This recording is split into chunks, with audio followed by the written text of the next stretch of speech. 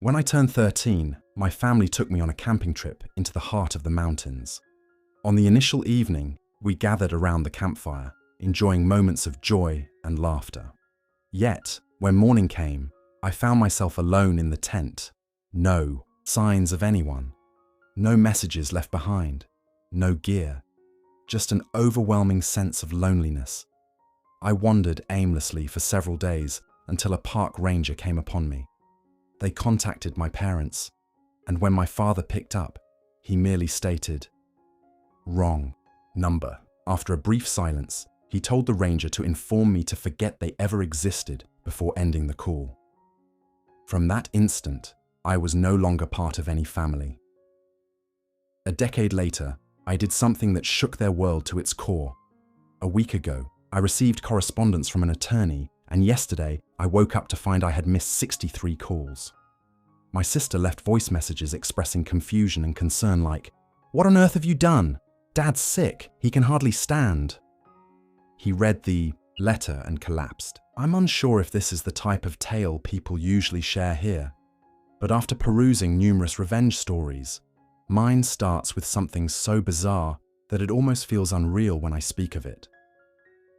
At 13, my family, mum, dad, and younger sister, Kylie, decided to go camping way out in the mountains far from a basic state park. We drove for ages down these rough roads, and the last few miles were just rocks and trees, with no cell service or even a working radio. We had camped before, but never this far. From the beginning, something felt off. My dad kept glancing at the rearview mirror more than usual, while my mum was restless, constantly checking and rechecking the bags in the trunk. She snapped at me for forgetting my earbuds, and then pretended nothing had happened, which wasn't typical for her. Usually, she'd keep nagging or give me a look. Kylie was mostly on her phone until we lost service. Then she just stared out the window and picked at her nails. There wasn't any significant fight or drama. It was just silent. Not the peaceful family trip kind of quiet, but more like everyone was preoccupied with their own thoughts. I had this nagging feeling I was missing some inside joke. We arrived in the late afternoon, unloaded the tent and some equipment. We were supposed to help, but Dad did most of it himself, barely speaking. I remember he began setting up the tent before we even located the fire pit, which was odd because he usually had everything meticulously planned. That night, we sat by the fire, and for a moment, it was actually nice. We roasted marshmallows. Well, Dad burned them, and Kylie kept tossing pine needles onto the flames, causing them to pop. Then Dad remarked, "It's good to have a fresh start. Maybe we'll all feel better tomorrow." I merely shrugged, and Mum didn't say anything, just stared into the fire. I fell asleep thinking this trip was about some family issue they weren't discussing. Maybe it was about my grades or Dad's disputes with his brother, my Uncle Ellis. I woke up with the tent zipped shut, the sun shining, and it was cold. I reached for my backpack, but it wasn't there. At first, I thought maybe Kylie was playing a prank. She had done that before, but then I realized her things were gone too. I stepped out of the tent, and there was nothing. No chairs, no cooler, no bags, and no car. Even the snack wrappers had vanished, as if someone had tidied up after a gathering. You know that feeling when your stomach drops all at once? Like, oh, this is bad. This isn't just a joke. I started screaming, pacing around the clearing, checking behind trees, searching for tire tracks or any sign that they had just gone to fetch water or something. Nothing. No notes, no footprints except for my own. My phone was dead. I had left my charger in the car. For the next few hours, I kept expecting them to emerge from the woods or yell, "Surprise" or something. I sat there waiting, feeling foolish. I was angry, but also wondered if I had done something that led them to teach me a lesson. Eventually, hunger and thirst set in. Really intense thirst. There was a creek nearby, so I drank some water from it, which was probably unwise, but I didn't know what else to do. It got dark, and no one returned. I slept in the tent again, but it was freezing and I couldn't really rest. The next morning, still nothing. Now I was just furious. If this was a test or something, they would have come back by now, right? I started yelling again, my voice becoming hoarse. I began to feel scared, but mostly just angry. I kicked the tent pole so hard it bent. I tried to recall which direction the car had come from, picked one, and began walking with only my clothes and a broken flashlight that didn't even work. Thanks, Dad. I spent the next day and a half walking, pretty sure I was going the wrong way. I heard animal noises, got scratched by thorns, and fell once, scraping my arm so badly it bled down to my wrist. I probably should have been more frightened, of bears or whatever, but mostly I was consumed by thoughts of why they did this. What did I do? Why leave me? Why now? By the third day, I was hallucinating a bit, hearing Kylie laugh as if from behind a tree, but it was just birds or something. Eventually, I spotted a ranger and nearly collapsed. He offered me water and bombarded me with questions like, "Where's your family? Why are you alone? Do you know your address?" I tried to sound sane, explaining. They left. I guess they just left. He took me to a station, provided me with some crackers and Gatorade, and I still remember the taste. It was bright blue. He flipped through a phone book. Yes, an actual phone book, trying to call my parents. I overheard him talking to my dad. "Got a kid here named Joseph. Says you're his father. He's safe. You can come pick him up." Then he fell silent, his expression shifting. He hung up and told me my dad said wrong number and to tell him to forget we ever existed. I didn't truly believe it until I heard the ranger attempt to call again, and my dad immediately hung up. The ranger's face was blank as he asked if there was anyone else he could contact. I gave him Ellis's number, my uncle, my dad's older brother. Ellis eventually came to get me, but he didn't know what to say. He was angry with my dad, cursing under his breath and nearly slapping the steering wheel at one point. At home, he let me sit in the living room and watch TV, but mostly, he avoided discussing it. I kept hoping my parents would call, or that Kylie would message me or something. Nothing. I was sent to live with Ellis for a while. He wasn't bad, just awkward. He didn't know how to handle a teenager. I didn't hear from my family at all. Not even a text. There's much more to this story, but that's how it began. I never really got an answer then. Just that one line from my dad, treating me like I was something broken they were done with. I'm not seeking sympathy. I just needed to express this somewhere. If you're wondering if I ever saw them again, not really. For years, I just simmered about it. But 10 years later, I had my chance, and I took it. If you want the rest, ask. I'm not holding back anymore. Update 1. Alright, so a few people wanted to hear the rest, and I honestly need to get this out. Here's what transpired after being left in the woods. I was 13 when my parents took me camping, and the next morning they were simply gone. I walked out, a ranger called them, and my dad told him it was the wrong number and to tell me to forget they ever existed. That was it. I was out of the family. After that, I lived with my Uncle Ellis for a while. He's my dad's brother, and he tried, but he wasn't nurturing. He'd buy me things and let me play PlayStation in the living room, but he'd also disappear for hours or say stuff like, "You're old enough to prepare your own dinner." I quickly got used to making ramen and eating cereal straight from the box. I adapted to being alone pretty swiftly. What's strange is that no one at school believed me at first. Like, why would your family do that? They kept asking if I was exaggerating or had just run off myself. I had to show the school counselor the paperwork from the ranger's office. Even then, I could tell people were doubtful. Nobody just ditches their kid. That's not real life. I stopped trying to explain and simply told them, I live with my uncle now. Ellis never discussed my parents. Whenever I mentioned them, he'd grunt or change the subject. Eventually, I stopped asking, but I would sometimes overhear him on the phone arguing with my dad late at night. A few times, I heard yelling, followed by a door slamming. Once, I heard my name and then silence. I started to wonder if there was some significant reason behind it.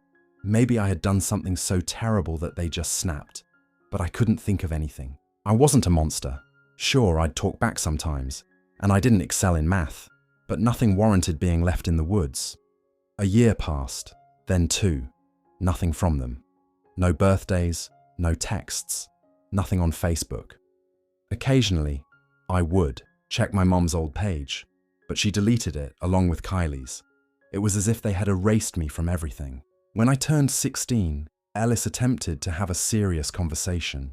He said my parents had always been under a lot of stress and that things became complicated after Kylie was born. I asked if he knew why they did it, and he just said, "Your dad always had a temper. Your mum was always exhausted. You know how it is." Which no, I didn't. Not like that. Then, out of nowhere, Kylie emailed me. It wasn't even from her main account, just a burner Gmail with her initials and some numbers. It simply said, "You should stop trying to contact us. There's nothing for you here. Just move on." She didn't even sign it. No, "from your sister" or anything. I replied, "She blocked me." I was furious, not even sad, just angry. It was one thing for my parents to treat me like that, but Kylie, we were close, or so I thought. I guess after they left me, she decided I wasn't her brother anymore. So I began digging, not stalking, but wanting to know if they were even still in the same city. I found out through a cousin, Marjorie, that my parents had moved a couple of years after leaving me. New house, new numbers.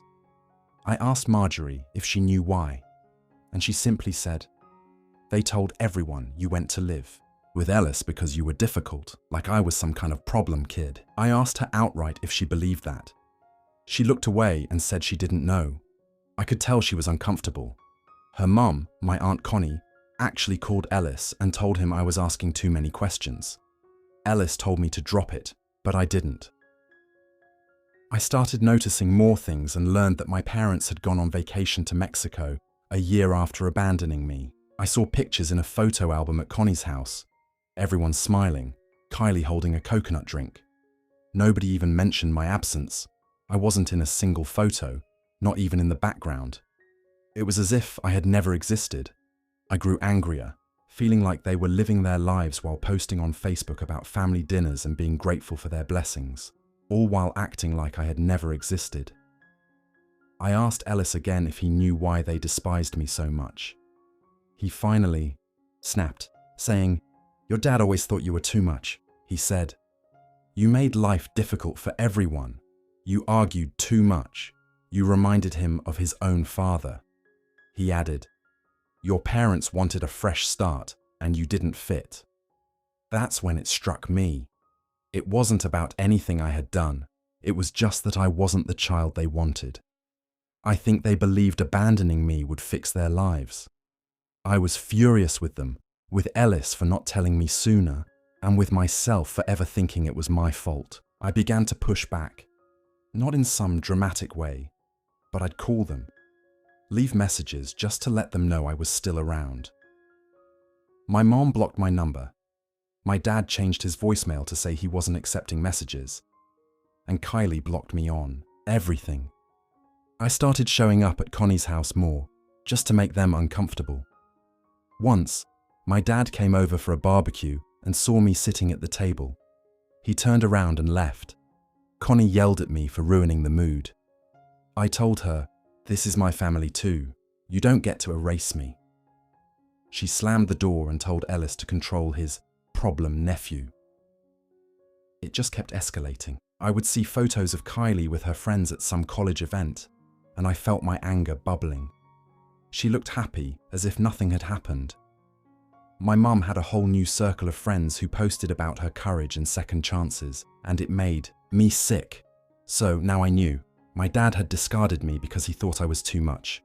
My mum just went along with it. As for Kylie, I don't even know. Maybe she chose their side because it was easier. If you're reading this and thinking, just move on, trust me, I tried. But when someone yanks you from their life and acts as if you never existed, it festers. I didn't initially want revenge, I just craved answers. But after all this, I wanted them to feel it, to truly feel it. I promised myself I would not remain silent. I would not disappear. Next update. I'll share how I made sure they would never forget me again. It gets messy. Update 2. So, I guess this is the part people want. The what did you actually do update. I'll just say this isn't some movie plot or TikTok prank. It's real, and it hurt them in ways they genuinely care about. And no, I don't regret it. Not one bit. For a while after that last incident at Connie's house, I kept quiet. Everyone kept telling me to move on and get therapy, blah blah. But the thing is, you can't let someone erase you, not when they act like model citizens, while I'm the freak in the family that nobody talks about. So, I started planning.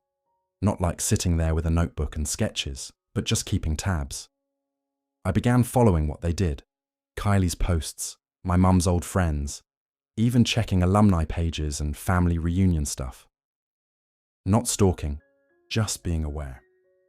One thing that stood out was how much my dad cared about his legacy. He was obsessed with being seen as the family man, the one who held everything together. After they abandoned me, he just started fresh and pretended everything was perfect. I guess he thought nobody would look too closely. About a year ago, I found an old box of papers at Ellis's house while he was clearing out a closet. He handed it to me saying, "These are yours. I don't want them." Mostly, it contained old report cards, birthday cards, the kind of things parents keep. But there was also a stack of documents about my grandparents, actual paperwork about a house they used to own, and some kind of trust. I asked Ellis about it, and he shrugged, saying it had all been handled years ago. But it hadn't. I started investigating, and it turned out the property and some cash were supposed to be divided among all grandchildren, including me. However, my parents never informed anyone about me after they moved. They just told people Kylie was their only child. That was when I realized I could actually do something, not just annoy them, but force them, make everyone acknowledge me. I began small. Every time there was a family gathering, I showed up, not out of politeness, but to make it awkward. At Kylie's graduation party, I dropped by. She tried to ignore me, and my dad pulled me aside, telling me I wasn't welcome. I replied, "I'm not going anywhere. I'm family, right?" He attempted to push past me, but I stood my ground. He actually shoved me, and I shoved back. My mum grabbed my arm, and I shook her off. Next, I started calling relatives about the trust. I asked Marjorie if she had heard about it, and she said my mum told her it had all been taken care of. I inquired, handled how? Since nobody even informed me, she got defensive, saying it wasn't her problem. I could tell she was irritated and probably called my mum immediately. I filed a formal request with the trust administrators. Not complicated, just showed my ID, copies of my old school documents, proof I existed. They had to take me seriously.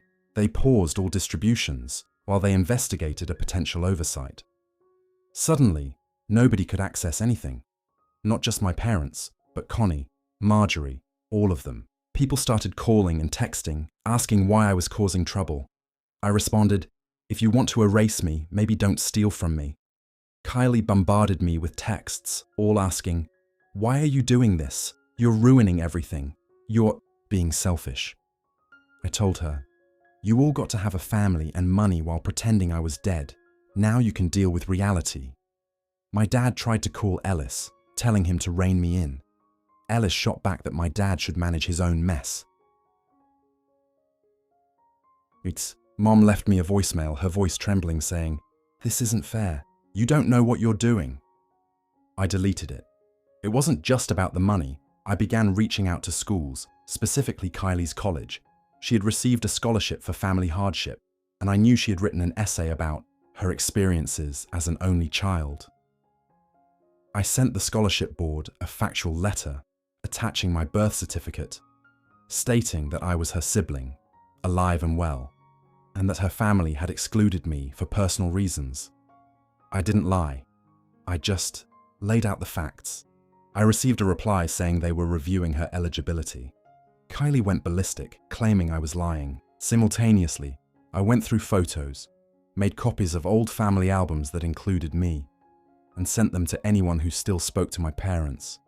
Just dropped them in the mail with no return address. Suddenly, people started asking questions at church, neighborhood events, even at their book club. I'd hear about it from Marjorie or Connie, who would call Ellis to complain that I was ruining the family reputation. I didn't care. Honestly, I wanted it to hurt. I wanted them to feel even a fraction of what it was like to be erased. One night, my dad showed up at Ellis's door, yelling and demanding I come out and face him. Ellis told him to leave his property. Dad began pushing Ellis, who shoved him back. My mum was in the car, crying and avoiding eye contact. Dad tried to call me again, but I didn't answer. The best part? None of this was illegal. None of it was even complicated. I just ensured that every time they attempted to erase me, I was right there. In the paperwork, in the photos, in the room, and now in the legal sense. People who used to look up to my dad began giving him the cold shoulder. Kylie's friends started asking what really happened. Nobody could pretend I didn't exist anymore. I'm not saying I'm finished, but this is as far as I needed to go. I don't require an apology. I don't want to hear from them. I just aimed for them to feel it, really feel it, that you can't just discard people and walk away as if it's nothing. I received another letter from the lawyer today, and there's a date set for the hearing. I'll show up in person, look them in the eye, and make them say my name out loud on record. After all of this, I guess what I'm saying is, if they wanted me to forget, they should have tried harder, because now they're never going to forget me either.